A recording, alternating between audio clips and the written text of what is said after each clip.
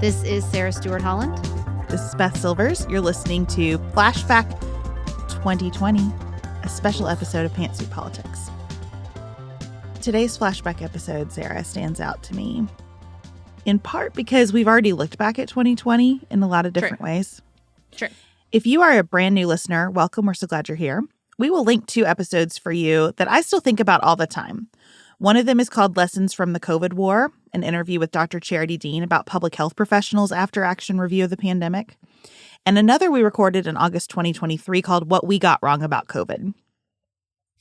So I guess this all goes to show that 2020 is a rich text, and at least for people our age, a seminal year in our lives. And I think today it's important to just continue to discuss what we see with the benefit of hindsight. Before we do that, we just want to remind you that virtual tickets for our live show in Cincinnati are on sale. You can watch the live show in real time from the comfort of your home, or you can watch it when it's convenient for you. Either way, we'd love for you to join us and our families for a night that promises to be filled with laughter and probably a few of the best kind of tears. Tears through laughter. You can find a link for those tickets in the show notes.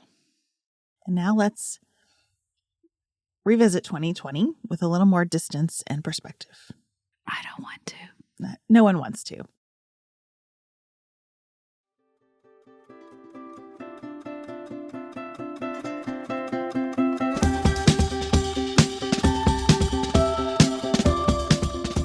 Should we just start there? No one wants this. Okay, I do want to say to the rich text point, I think about all the time because I didn't like it when she said it, and I thought, I don't want to then as well. Who was our friend who was the virologist researcher? Michelle. And she said, we're still studying the 1919 pandemic. And I went, I viscerally remember being like, oh no. Yeah. I'm going to have to talk about this for the rest of my life, and that won't even get to it. Pass. Do you remember the Budweiser commercial that had the guy who went, that is correct? That is what I hear in my head when you say that. That is correct. But when she said it, I was like, but I don't want to. I don't want to deconstruct this rich text 3,000 times over the course of my one wild and precious life. But it doesn't matter what I want because it changed everything, and we have to talk about it until we die. You know, I think there's a sense that what would it be like to live through history? And it's so hard to think about that without looking at it through the lens where we know the ending already.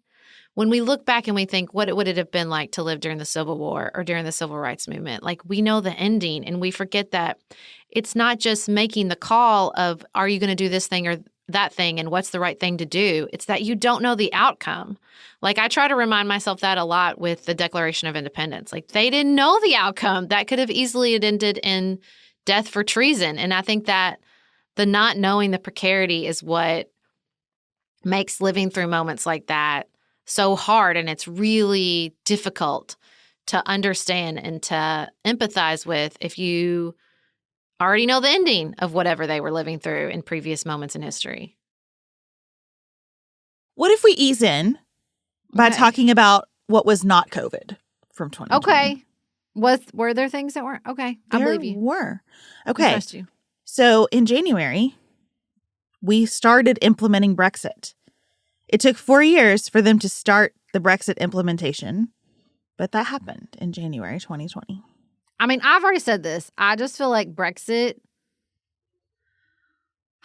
it wasn't like a canary in the coal mine. They were just in front of us, on this cultural, political situation.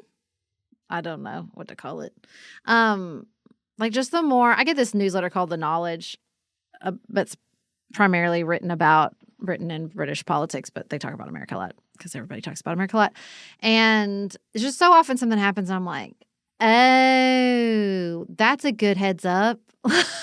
Yeah. That's a helpful heads up. Thanks, pals.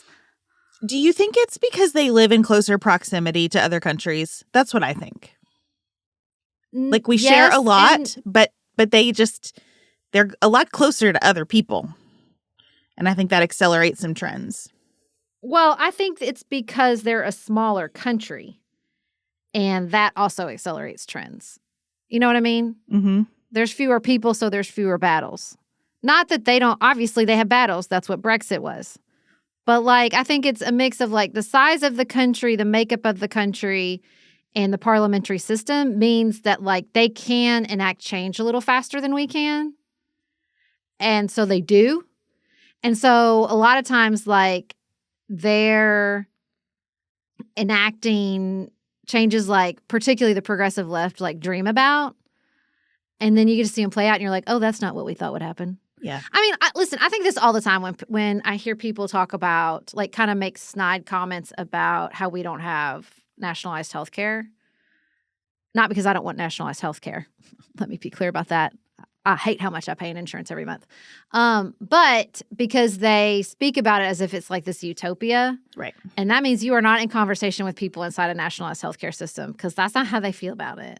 In Britain, France, like they got some complaints. They got some issues. Well, even the countries that people don't complain a lot, like some of the countries where people are really happy with their social services, those countries are so different from us. Yeah. I just think about this all the time, like operating that kind of program at our scale with such a diverse population, it's going to be different. It's going to look a little different. I'm not sure there's anywhere that they're like just thrilled with it from top to bottom. I really don't think that exists. And I think that's what Brexit was showing us is like, the policy is not the issue here. It's the distrust of the institutions. Maybe that's what like, I feel like the red flag was that we weren't picking up on. We thought we were fighting about like, I don't know, taxes or immigration. But really what we were fighting about and what we've continued to fight about is like institutional malaise, you know? Institutional malaise supercharged by social media. Yeah. Because every place in which an institution earns some distrust, which they all will, every single one of them for all time, gets blown up and packaged and recycled and sold and ingrained in our attention span. So I do think 2020 is where a lot of that just new politics, which is that collision, began or was birthed. So, okay, in addition to Brexit, we also had the first impeachment trial of President Trump. The Senate heard the allegations about the perfect phone call with Volodymyr Zelensky and acquitted President Trump. And I do hold on to that moment with a lot of intensity. Just a lot of that. It was a very intense time for me. I need to say something controversial. I wish we hadn't done that. You wish you hadn't impeached him the first time? Do you think they would have do you think they would have convicted him the second time if there hadn't been the first impeachment? Yeah. Do you? Yeah. That's interesting. I think they rightfully adopted the posture to a certain extent of it doesn't matter what he does. Which I think is both true at the same time that, like, he was doing some crazy shit.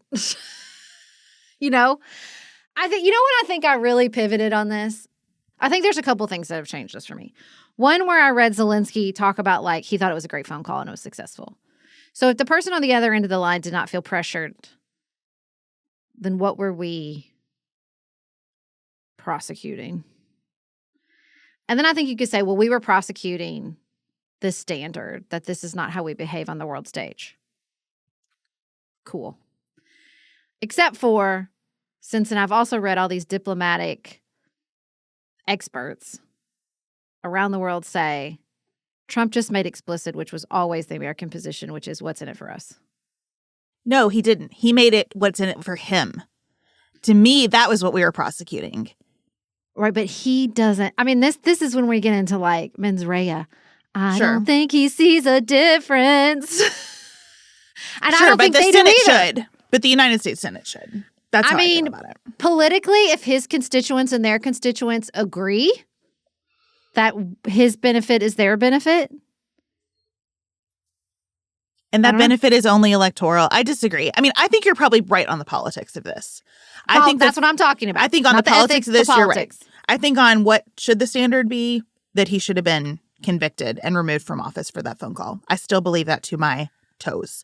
But I think you're right on the politics. But even though Nixon was out there doing the same or worse, Reagan's out there interfering in the election.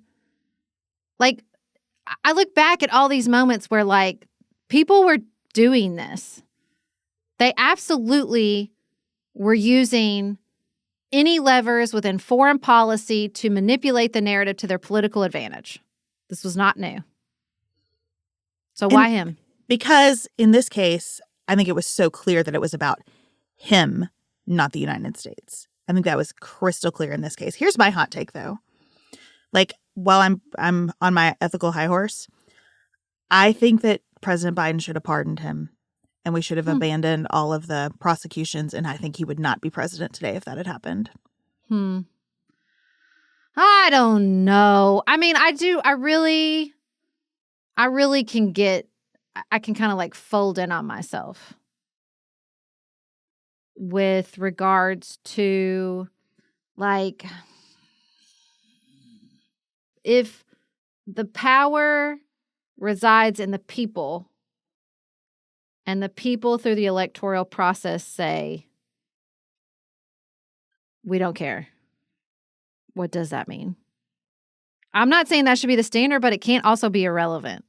I think that's right. I think that's why our system provides this mix. Yeah. And I think that what is most disturbing, where our system has really failed, is that the people don't pay enough attention to Congress to make Congress's role have more accountability around it. I think that's the failure point that we have right now. Yeah. Okay. Well, that was a lot of hot takes baked into one little section. Let's keep moving. Justice Ginsburg died in September and was replaced by Amy Coney Barrett on a very I've already exercised this hot timeline. take on our Substack community.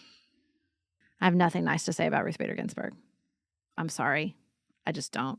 She should have retired. It's inexcusable that somebody of her age with her medical history didn't. And it was ego. And that has to be a part of her legacy as much as the good parts. I cannot do the Ruth Bader Ginsburg worship. I'm still so angry about it. Look, I think she had a very compelling personal story.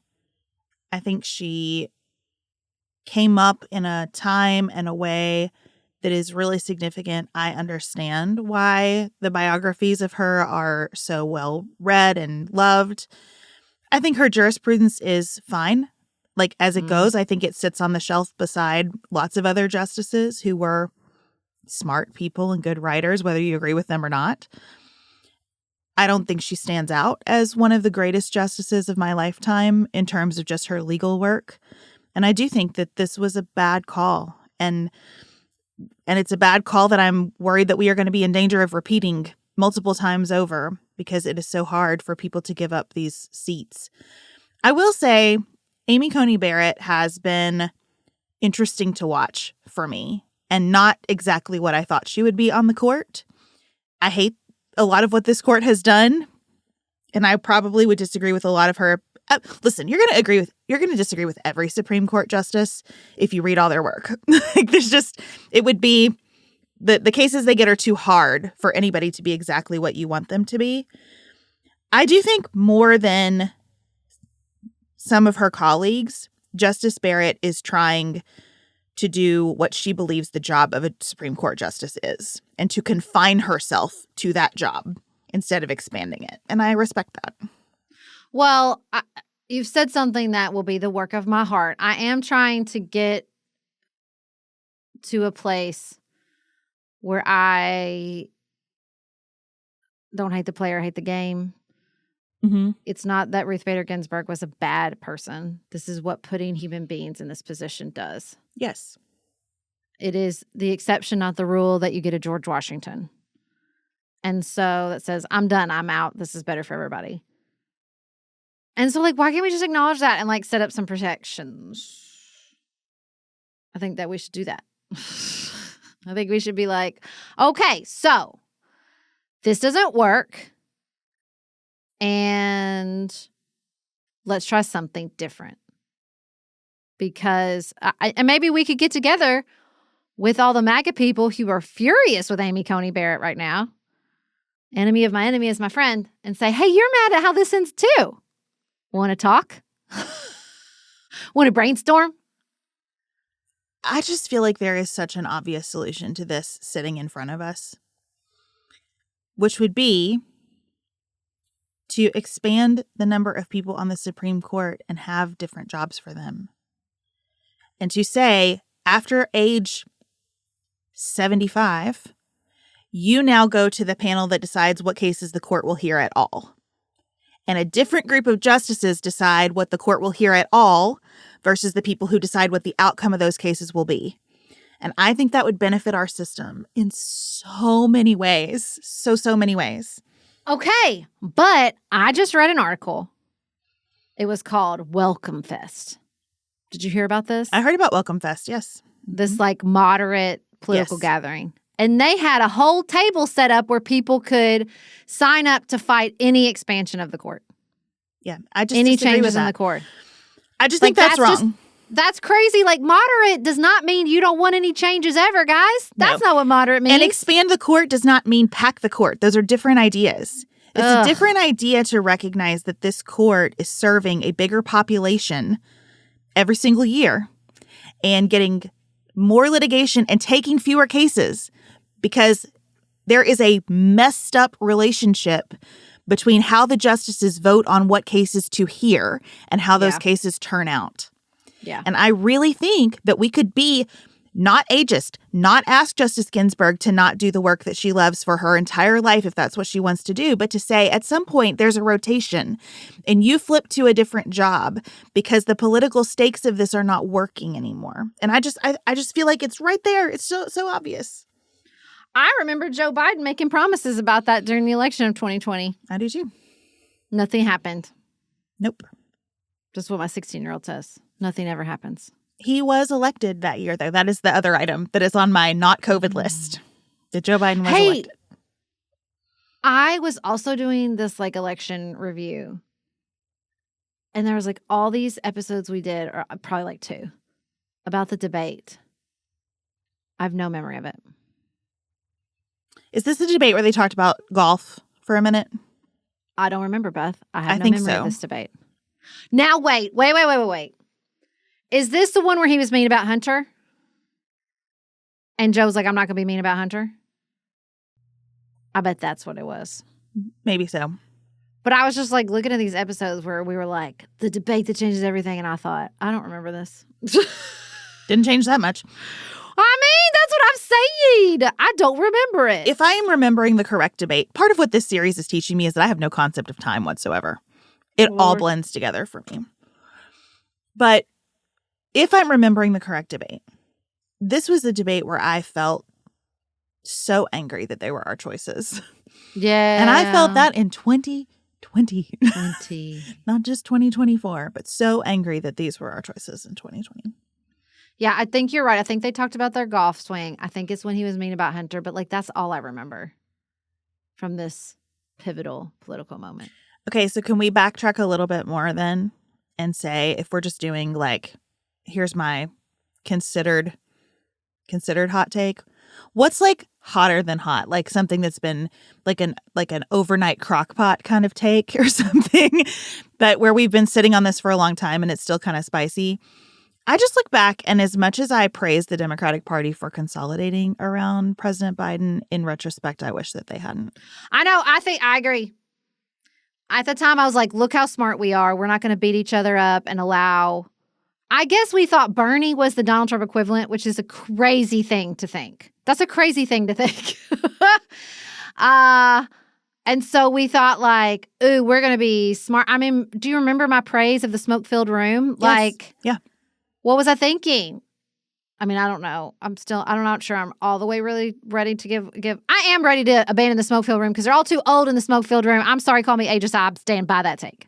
Like, yeah, I think that was seen as so wise. But like Pete and Amy should have said like, shove it up your ass. No, I'm not doing this. I think that's correct. And I also think, and I cannot believe I'm going to say this, but I also think that if the mood of America was change, as it clearly was, if Bernie made it out of that primary, then that was what the mood of America was. And he probably would have had a better chance than any of us who thought he needed to be stopped believed. Yeah. And if I'm going back in time and we're going to have a change election, would I rather it be a Bernie Sanders change election than a Donald Trump change election? Hell yeah. Yeah, I would. And I am no fan, but like he remains so popular, Bernie Sanders. Like he connects with the voters who are not coming along with what people like me want to see from the Democratic Party. And I just have to realize this is a democracy. And I need to live with that. Well, and that's back to my thing about the impeachment. Like, at what point do we say it's just hard for people to think that they're not with the majority? It is. People struggle. I struggle. I was still carrying so much frustration from 2016. It really isn't even about Bernie. It's about the Bernie bros. They were rude to me. They were sexist. And I'm still carrying some of that frustration. But that's not right either. You know, like, I shouldn't do that. Like, no, I mean, I think that political deal struck in South Carolina was a devil's bargain. It was, but look, okay, listen, okay. Oh, so like, I'm gonna pick up from what we were talking about at the beginning. Here's the thing I just read about Britain. Member of Parliament did this study where they found that, like, basically prosecutions weren't happening, or sort of like the government resources weren't being distributed around sexual assault, because when the predator was of a racial identity group that people felt was a sensitive topic, like, they didn't touch it. So like the predominant group showing up in these numbers were Asian men. And they were I think it was specifically around sex trafficking. And basically the conclusion was like, well, because of sensitivity around racial groups, they don't want to say it, you know? And I just think that, like, this is what I talk about, like, Britain is often, I'll read something and I'll be like, oh, look, they're getting there sooner than we are. I think that there's just, you read these 2024 moments that also reached back into 2020 and talked about some, like, moments around picking Kamala and all this stuff. Like, it just became a, like, truth inside the Democratic Party that if at some moment any decision touched race or gender, then we couldn't debate it. And it was headed that way, and then George Floyd was murdered in front of all of us. Yeah. And of course that altered everyone's decision-making. Of course that broke us all. It was horrifying. Mm-hmm. I remember sitting down to record that episode and just thinking, I don't have a clue what to say about this, because this is just agonizing. Yeah. There's just no way around this. And I cannot get over the fact that there are people who still, like, troll that event and joke about it. I just think that's monstrous. This was awful. Oh, they're not trolling. They're organizing to get Chauvin, like, pardoned. Yeah. It's bigger than that. It's just, it is monstrous to me. I mean, that event to me is one of the clearest things that's happened the whole time we've made this podcast. Just the clearest. I don't have nuance around that. That was wrong and devastating and broke the nation in so many ways. And I think one of those ways was really affecting the mentality of the Democratic Party. The Democratic Party was already feeling like constrained in so many ways, constrained by holding together all these different coalitions, constrained by trying to counter Republicans on everything, especially as Donald Trump has been ascendant, constrained by living up to all the ways that they're saying, look at how these guys are failing. And this just tightened that even more in a way that I think did not serve when it came to a long-term relationship with a big tent of voters. Yeah, and I mean, like, that goes even back to 2016. I still think about Tyler Austin Harper saying, well, that started with Hillary saying, like, trying to shut down Bernie through the lens of identity politics. I think he's right. And I don't know what to do with that. Like, well, and I think what the biggest lesson for me as we get into, like, COVID and the COVID aspect of 2020, the lesson I learned is people don't learn the lessons you want them to. People do not learn the lessons you want them to.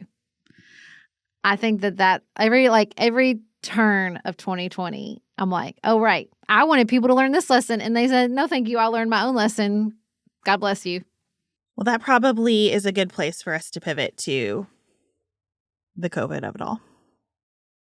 I just fear that many Americans' trust and perception of the CDC will be greatly damaged when this is all over, due to the hamstringing that the Trump administration is doing. And while the daily press briefings may not serve as good reminders of this, I want Pantsuit Politics listeners to know that CDC staff are working on so many cool and important and timely things to protect the health and safety of Americans.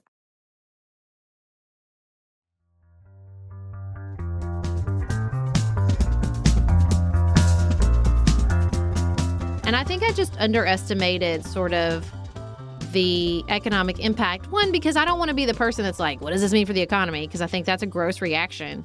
But the economy is people's lives, and I think it's a really hard line to walk between saying, not being the person who only pays attention to what does this mean for the markets, and being the person that acknowledges things like if people aren't traveling, if South by Southwest is getting canceled, people are going to lose a huge portion of their income. And an economic recession in Europe, or the slowdown of the Chinese economy and what it means for the supply chain, that all has real difficult impacts in the day-to-day lives of so many people in America and around the globe.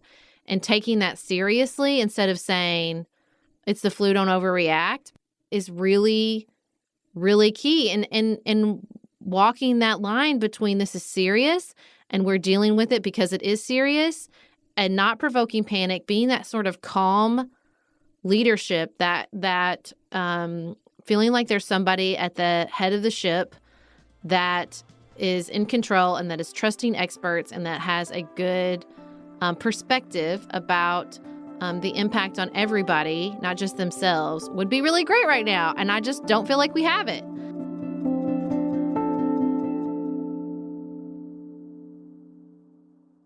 Sarah, I don't mean to be presumptuous, but I took a look at your notes for this section and something jumped out at me that I really want to talk about. And that is, you noticed that so much of what you think of as 2020 is actually 2021. And I think that is a very, very important fact for all of us politically, again, to just meditate on. Yeah, and I want to just kind of like volley that out there so we can really have some time and talk about it next week when we talk about 2021. But when I looked back at 2020, I thought, oh, right, like we were just surviving. We weren't processing anything. And that includes George Floyd, the actual outbreak of the pandemic. Like, we didn't have vaccines. So we were just like truly, it was triage. It was triage. And you don't have good memories of the triage. You know what I mean? Like, that's not where your brain starts picking up and coming back online. Like, it's just, like I feel like when I think back to 2020, like I remember us being in New Hampshire and Iowa. Mm-hmm. I remember like the first day I had to quote unquote homeschool, and how I worked for like 2 hours to make a plan that lasted approximately 15 minutes. I remember crying on the way back from my mom's hot tub because it just felt so good to like be in the hot tub. I don't even remember why I was crying. And like, I don't know. I think that's about it. I remember being in Texas for the last live event that we did that year. The last live event that we did for a very long time. And being aware of COVID at that point, and we were in like 1,000-person room.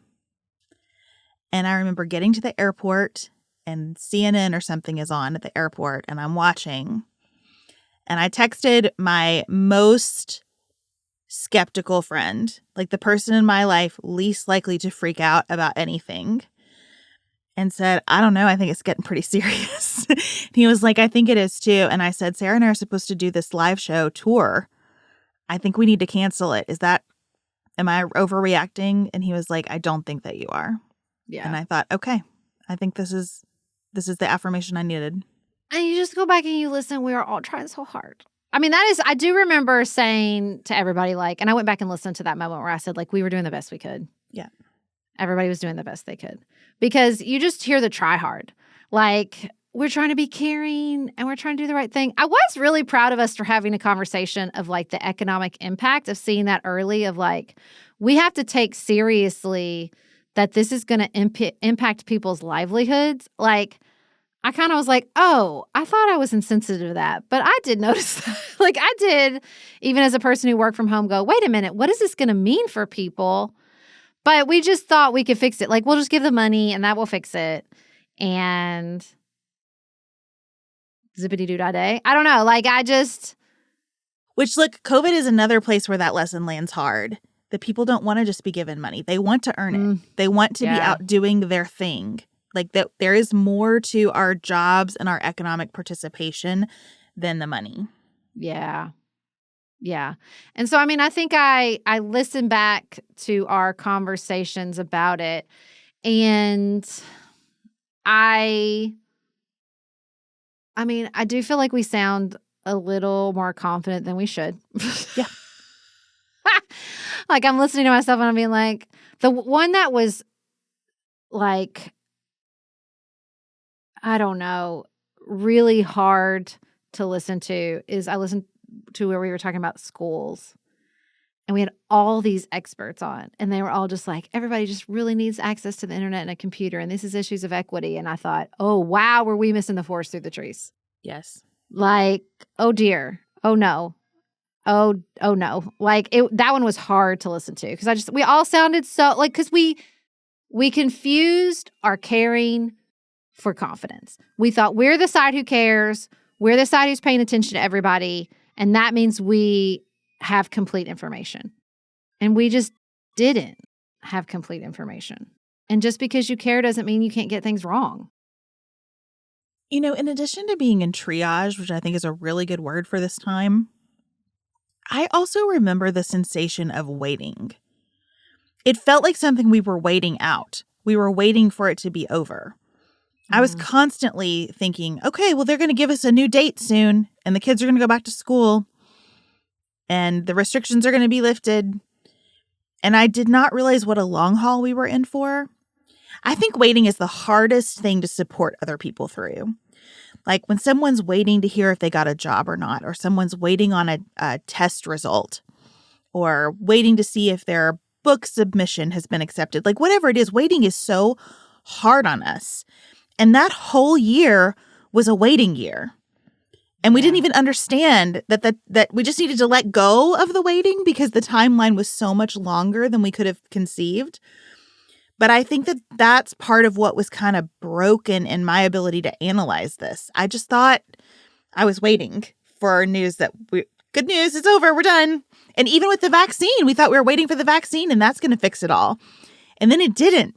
And that was a lot to process, which we'll get into for the next flashback.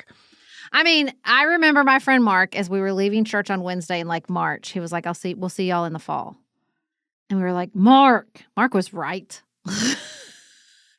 Mark was so right.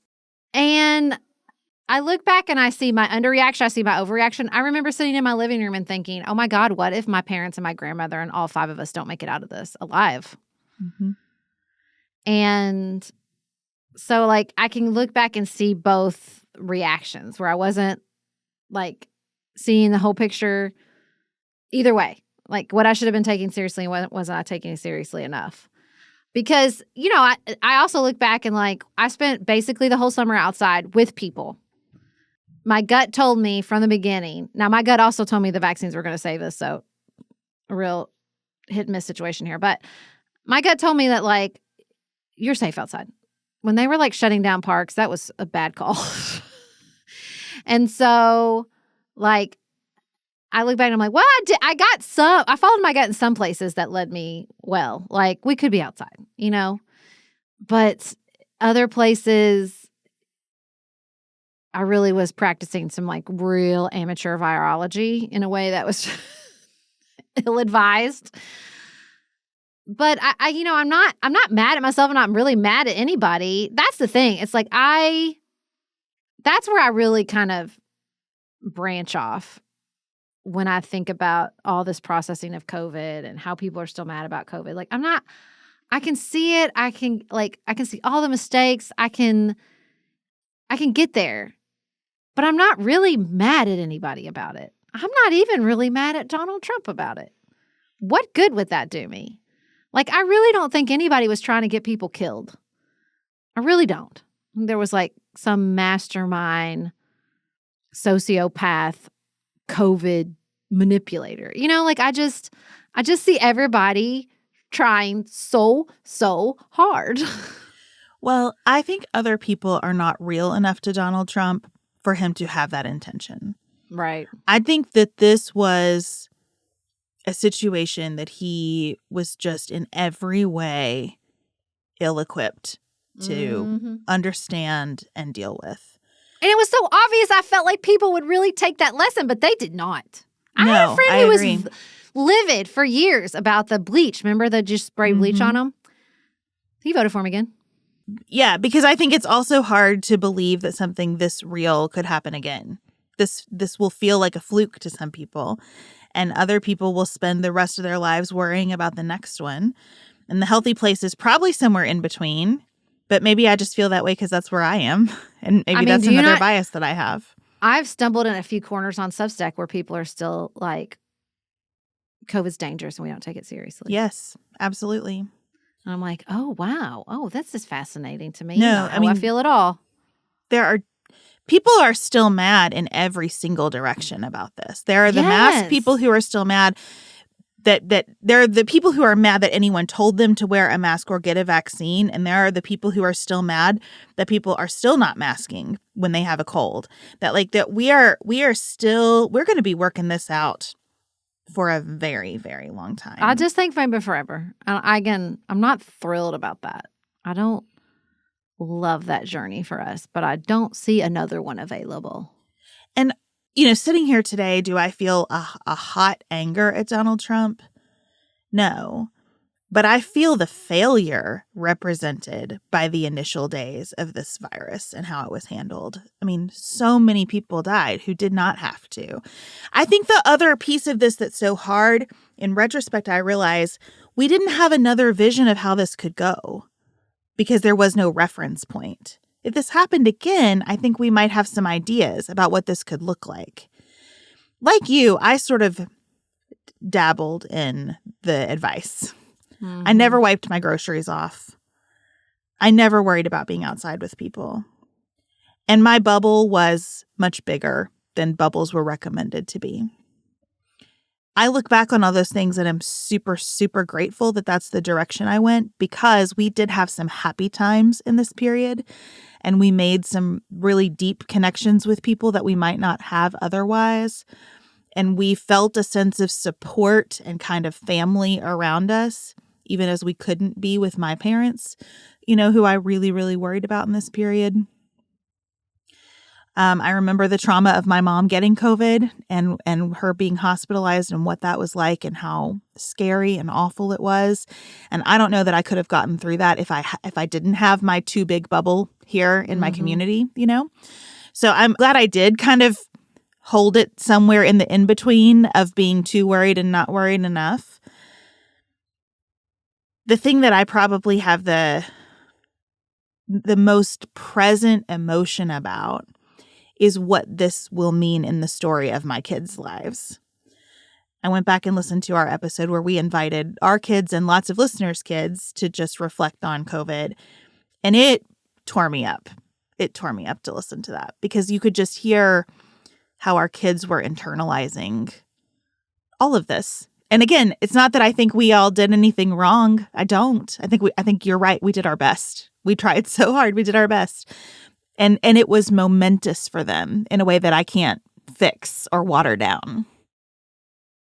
I'm Ellen.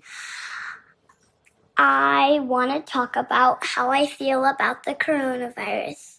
So, I'm 4 years old, and I really feel like people should just stay at their house, wash their hands really good when it's breakfast time, bathroom time, bedtime, morning time.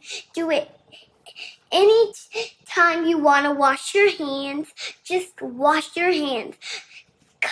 That's the best way to keep germs away from you. Plus, my dad just got me face masks. My name is Jane, and I am 9 years old, and I feel like I want to punch coronavirus right now because I hate it so much. It's not letting us go to school right now, and we get to do really fun things at the end of school, but we can't really do them now because of coronavirus. And it's just not letting us do the usual things we do, and it's making us change our schedule, and it's making us be together all the time, which can be really good sometimes, but then also can be like really, really, really annoying. My name is Phillips, and I'm 5. And you're 5? My name is Amos, and I am 8. I'm Griffin Holland. Should I just say 11 years old? I'm about to be 11 years old. Right now I'm 10, and that's all you need me to say? No. How long have you been off school, Amos? Being homeschooled? I think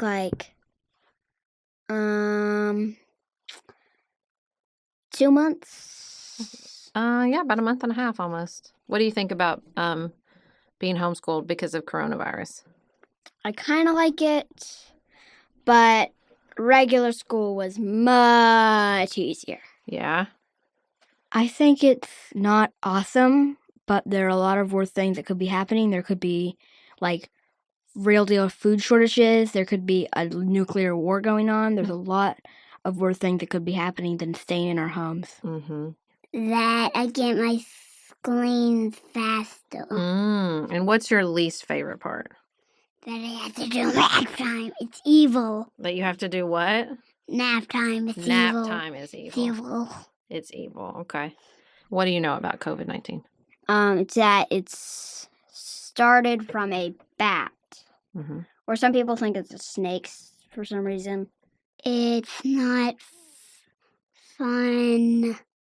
Yeah, it's not fun. And people sometimes have the coronavirus and they don't know if they have it. Mm-hmm.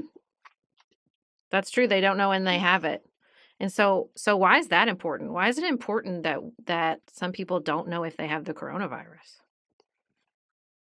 It's not important. It's not important? I think so. I think it's pretty important. Is that maybe why we don't go anywhere? Because nobody knows if they have it? Yes. Because we don't want to do what? Because we don't want to get the coronavirus. That's right. We don't want to get the coronavirus. It seems like people want to know everything there is to know about COVID-19. And when they don't know, they make up stories like your friends were doing at school before we started homeschooling. What do you think about that? Don't make up fake stories just because you don't know everything. Mm-hmm.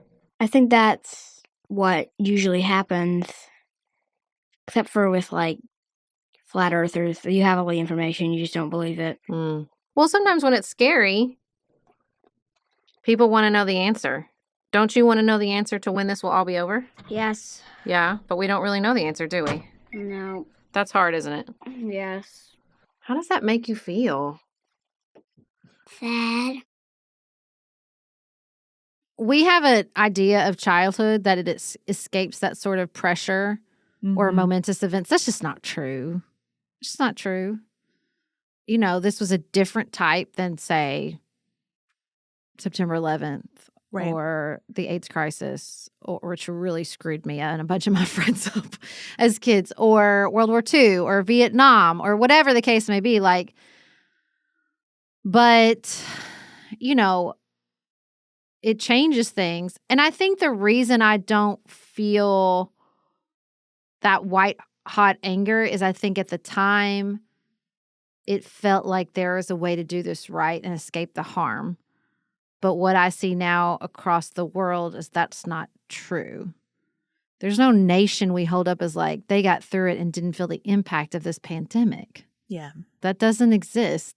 Everybody everywhere is going to be processing this event for the rest of their lives. Like it just, whether you were a baby, whether you were an elderly person, it doesn't matter. Like and it doesn't matter where you lived or how old you were.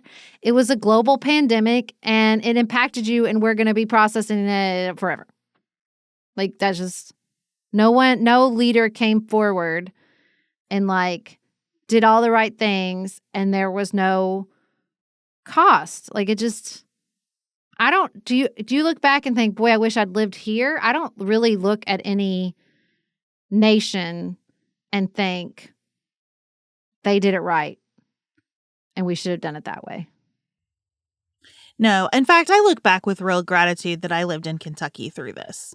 Like where this was really tough, but it was not so tough that I didn't have a lot of good times in 2020, you know? Well, the testament that how you know that's true is that Andy Beshear got reelected. Yeah. Which is, you know, tough. Yeah. There was a tough period, and he asked for some tough things of people. And I think that he did manage that really, really well. The constant communication, the emphasis on support and being positive and motivating each other in it together. I think he really did do the best that could be done with that. I totally agree. You know, I told people at the time, and I still say that, like, I lived in like purple COVID land. Some people took it too seriously. Some people didn't take it seriously enough. And my kids went back to school in August. They didn't stay there, but they went back. And like kind of on and off over the course of the year. I mean, and we had time. I mean, we had good times. We took some road trips, went to the beach. We did some things. And so like the triage component of it, I look back on, and I think the main thing I just realized is, you know, I talk about all the time that individually we don't escape the chaos lottery. And historically, you don't either. You know, like you're just going to get swept up in some shit. I don't know how to say it any other differently. Like you just are. And this was my thing. And this was my kid's thing. And that might not even be the last one. But I guess I'm just sort of, when I listen back to the triage and I'm like so desperately trying to, like you said, either like get to the point it's over, get to the point we figured out what it was about, like process it. And now I'm like, I'm less desirous of a conclusion. You know what I mean? Like I just see it and I'm like, right. We were just in the thick of it. We were just in the thick of it. That's what we were. And to a certain extent, like your moment in the thick of it will define you for the rest of your life.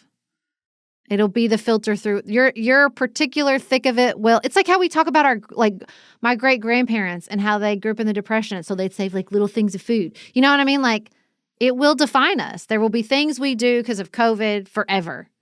It just changed. It changes us. It changed us.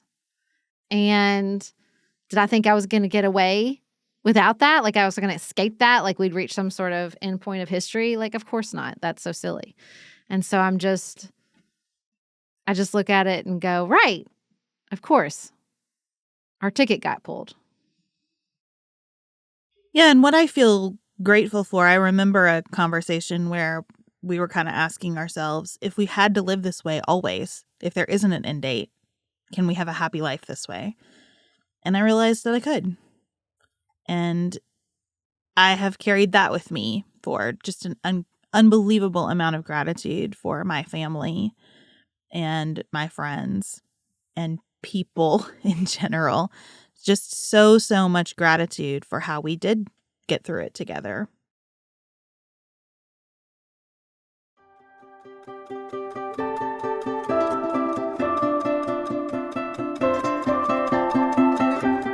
Oh, what is there to talk about outside of politics from 2020? Nothing. It was all very political. But if we're thinking pop culture, I think the thing to talk about here is TikTok. 2020 is when TikTok took us by storm. Well, here is the thing. I think because paradoxically, all of culture became political. But also because culture became political because the politics was high stakes. So you really couldn't see clearly the cultural stakes at the same time, even though all culture was political. Do you see what I'm saying? I do. That there was a component of this sort of like populism, the political populism we talk about so much, happening with regards to media that I missed. And now I look back and I'm like, oh, when people are dying in a global pandemic, I understand that like in the moment we're triaging, we can't exactly turn on the sirens and be like, the decimation of shared culture in the movie industry is bad. But I look back and I think the decimation of shared culture in the movie industry was really bad. And I wish I'd like noticed. I mean, we would talk about all these times like, oh, it was so fun when there was a shared event. But like streaming sucks. I think it sucks. And I think it's bad for so many things. The movie industry, creativity, sports. I think it sucks, and it was just slow rolling across all of us. And I really do I think TikTok's like a part of that. You know what I mean? The like atomization of our entertainment. I don't like it.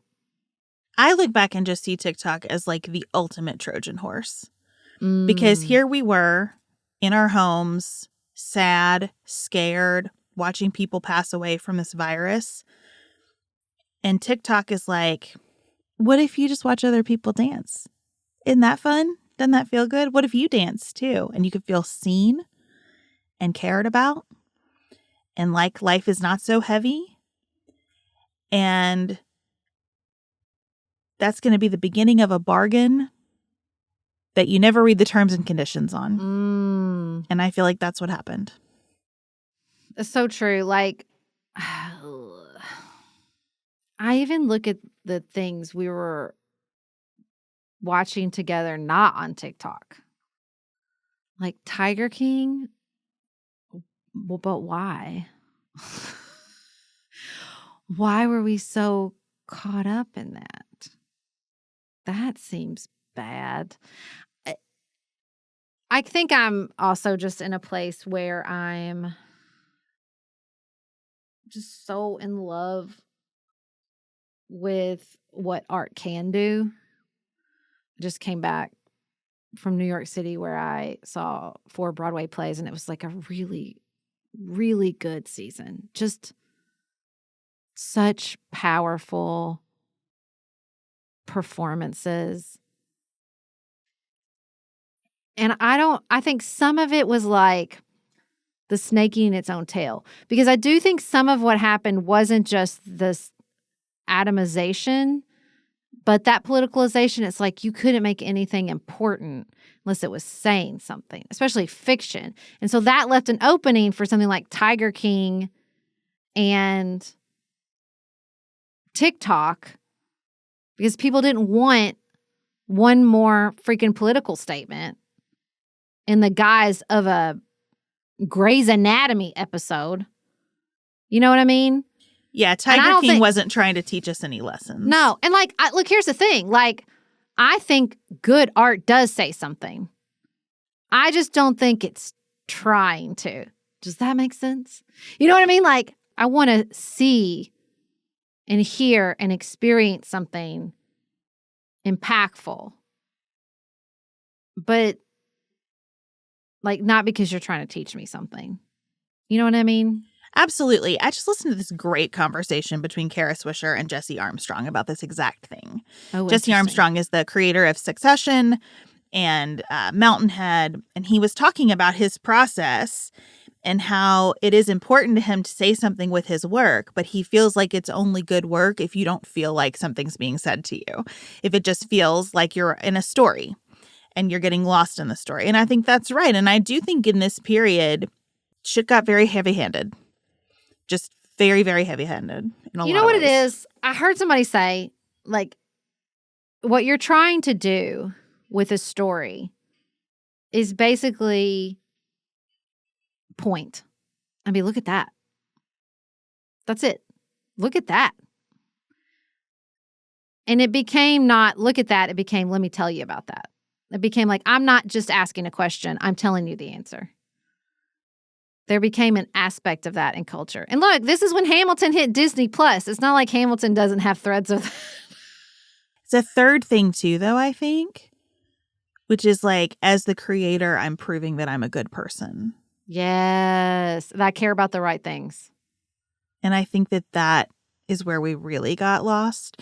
You know, you talked about when we got back from New York on this trip, how your Aura ring thought you were taking a nap during some of the shows. And I have that experience all the time. When I see a good movie or a good show, always my ring thinks that I slept for part of it. And I think that that tells you that the art did what it was supposed to do. I became dreamlike. I was somewhere else. I was fully absorbed in it. That takes time. Like, TikTok can't do that for me, you know, because it's that takes time to bring you in that way. And I don't want to be just like, curse the young people and their things. You know, I mean, I get that I sound old in this conversation, and I am getting there. I am. But I do think something sad happened this year in terms of how we relate to each other in our culture. I do not mind trash. Like, it's fine to read a trashy novel. It's fine to watch trashy shows sometimes. I think there's a part of us that needs that. I'm not really mad at us about Tiger King. It sort of makes sense to me, all things considered. No, yeah. I do mind slop and what is just generated by computers to keep us hooked in. And I feel like this year was the beginning of that sense of like, I am a fish on a line to these big companies who just want to keep my attention. Well, listen, like, young people have all kinds of things to say about that. My oldest son, Griffin, like, he talks a lot about what happened when he was online way too much in this period. That is a regret I have as a parent. Because we were all so overwhelmed and we were just trying to numb out. And it's like, but that it's so fascinating to kind of watch him and his generation because it was so intense. It's like, they're like Britain. They're like accelerated down the path, you know? It's like truthfully, like, him and his friends, even though their politics have not necessarily changed, they started busting on woke culture before MAGA did. They started busting on Hamilton. They were the ones that were like, Hamilton's cringe. Hot tip, though, Hamilton's back. Just FYI. It's come all the way back around. But like, it was interesting to watch them. Like, they got down that, because they were so consumed by it, they got further down the path quicker than I feel like I did, where they were like, oh no, this is crap. They're so funny now. Like, it's like every other day, like, woke is dead, woke is back. Like, during the No Kings protest, he was like, is woke back? I think woke is back. You know, like, they use that shorthand to just sort of like make fun of what they experienced, I think, very profoundly in this moment, which is culture is politics is culture. And I mean, to be able to look at this period with humor is probably the best outcome that we could possibly get. Because it was a lot. And I think we did it. I think we're done. I think we've made it through 2020, Sarah. I think there are some people who have not. I'm just telling you, don't stumble into those corners of the internet or you will be traumatized.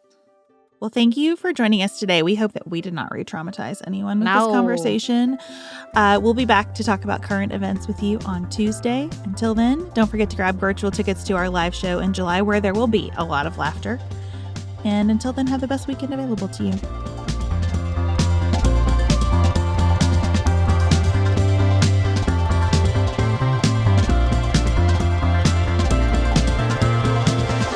Pantsuit Politics is produced by Studio D Podcast Production. Elise Knapp is our managing director. Maggie Penton is our director of community engagement. Xander Singh is the composer of our theme music with inspiration from original work by Dante Lima. Our show is listener supported. Special thanks to our executive producers: Stephanie Elms, Sasha Egolf, the Villanueva family, the Bookshelf on Church in Kilmarnock, Virginia, Lindsay Sauer, Laura Martin, Kristen Wendell, Christina Werner, Kristen Heidinger, Kimberly Ludwig, Julie Huff, Jill Biziano, Jessica Borrow, Jan Feltz, Jackie Franklin Earp, Heather Ericacy, the Charney family, Gabrielle McDonald and Wren, Ellen Burns, Connie Perchetti, Christian Campbell, Beth Loy, Ashley Terry, Anya Binsaka, Amy and Derek Starr Redwine, Carla Hegemeister, Emily Ho, Emily Grover Kopek, Christy Johnson, Sharice Winter, Ashley Kennedy, Mark and Rachel Redman. The Dixon family, Chelsea Garter, Christy Matthews, Ellen Scott and Karen Shoebottom, Jeff Davis, Kathleen Gallant, Michelle Wood, Nicole Berkles, Norma Starry, Paula Brimmer, Sarah Little, Vicki Jackman, Will and Jess Conway.